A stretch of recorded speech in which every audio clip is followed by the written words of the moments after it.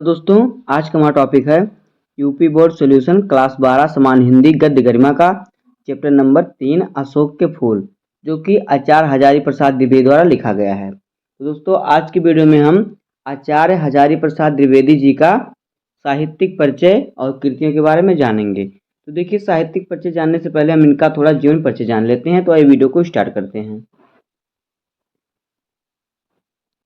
देखिए, इनका जीवन परिचय जान लेते हैं। पहले देखिए, हिंदी के श्रेष्ठ निबंधकार आचार्य हजारी प्रसाद द्विवेदी जी का जन्म सन 1907 ईस्वी में बलिया जिले के दूबे का छपरा नामक ग्राम में हुआ था।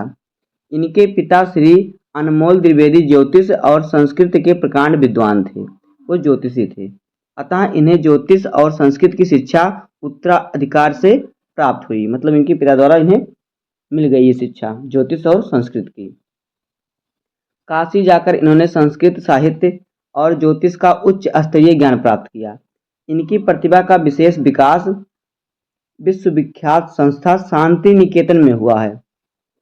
वहाँ ये 11 वर्ष तक किसी भवन के निदेशक के रूप में कार्य करते रहे। वहीं इनके विस्तृत अध्ययन और लेखन का कार्य प्रारंभ हुआ। सन 1949 में लखनऊ विश्वविद्यालय ने इन्हें डीलिट की उपाधि से सम्मानित तथा सन 1957 में भारत सरकार ने इन्हें पद्म भूषण की उपाधि से विभूषित किया। इन्होंने काशी हिंदू विश्वविद्यालय और पंजाब विश्वविद्यालय में हिंदी विभाग के अध्यक्ष पद पर कार्य किया तथा उत्तर प्रदेश सरकार की हिंदी ग्रंथ अकादमी के अध्यक्ष भी रहे। तत्पश्चात ये हिंदी साहित्य सम्मेलन प्रयाग के सभापति भी रहे। 19 मई 1979 को यह वयोवृद्ध साहित्यकार रुग्णता के कारण स्वर्ग सिधार गया। मतलब रोग के कारण स्वर्ग सुधार गए। अब देखिए इनका साहित्यिक परिचय। देखिए, साहित्यिक योगदान। हजारी प्रसाद द्विवेदी साहित्य के प्रख्यात निबंधकार, इतिहास लेखक, अन्वेषक, आलोचक, संपादक तथा उपन्यासकार के अतिरिक्त कुशल वक्ता और सफल अध्यापक भी थे।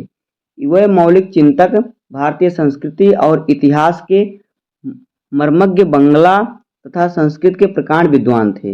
इनकी रचनाओं में नवीनता और प्राचीनता अपूर्व समन्वय है। नवीनता और प्राचीनता का अपूर्व समन्वय है। इनके साहित्य पर संस्कृत भाषा, आचार्य रामचंद्र शुक्ल और रविंद्रनाथ ठाकुर का स्पष्ट प्रभाव है। इन्होंने विश्व भारती और अभिनय भारती ग्रंथमाला का संपादन किया। इन्होंने अपभ्रंश और लुप्त प्राय जैन साहित्य को प्रकाश में लाकर अपनी गहन शोध दृष्टि का परिचय दिया।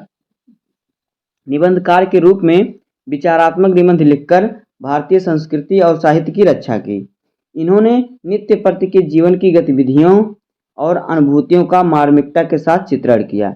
ये हिंदी ललित निबंध लेखकों में अग्रगण्य हैं, मतलब सबसे आगे हैं। द्विवेदी जी साहित्य सेवा को डी.लिट, पद्म भूषण और मंगला प्रसाद पारितोषिक से सम्मानित किया है। अब आइए देखते हैं इनकी कृतियां या रचनाएं। आगे देखिए, आलोचक के रूप में द्विवेदी जी ने हिंदी साहित्य के इतिहास पर नई दृष्टि से विचार किया। इन्होंने हिंदी साहित्य का आदिकाल में नवीन सामग्री के आधार पर शोधपरक विश्लेषण प्रस्तुत किया। सूर साहित्य में इन्होंने भावपूर्ण आलोचना प्रस्तुत की। इनके समीक्षात्मक निबंध विभिन्न संग्रहों में संग्रहित हैं। आगे देखिए, उपन्यासकार के रूप में उपन्यासकार के रूप में द्विवेदी जी ने 4 उपन्यासों की रचना की। इनके उपन्यास सांस्कृतिक पृष्ठभूमि पर आधारित हैं। इनमें इतिहास और कल्पना के समन्वय द्वारा नई शैली और मौलिक प्रतिभा का परिचय मिलता है। आगे देखिए रचनाएं। आचार्य द्विवेदी का साहित्य बहुत विस्तृत है। इन्होंने अनेक विधाओं पर उत्तम साहित्य की रचना की है।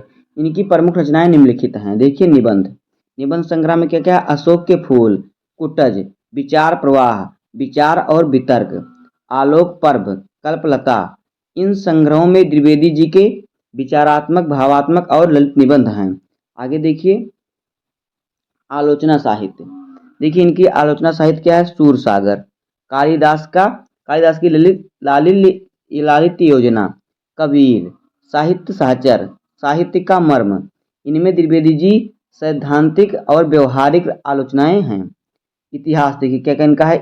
हिंदी साहित्य की भूमिका, हिंदी साहित्य का आदिकाल, हिंदी साहित्य, इनमें इतिहास का शैलीपूर्ण विवेचन है। इनका इतिहास। उपन्यास देखिए क्या है इनका? बाणभट्ट की आत्मकथा, चारुचंद्र लेख, पुनर्नवा, रामदास का पोथा। ये है आचार्य हजारी प्रसाद द्विवेदी जी का उपन्यास। आगे देखिए संपादन।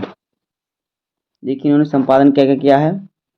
नाथ सिद्धों की वानियाँ, संक्षिप्त पृथ्वीराज रासो, संदेश रासक। इन ग्रंथों में लेखक की शोध कला और संपादन कला के दर्शन होते हैं।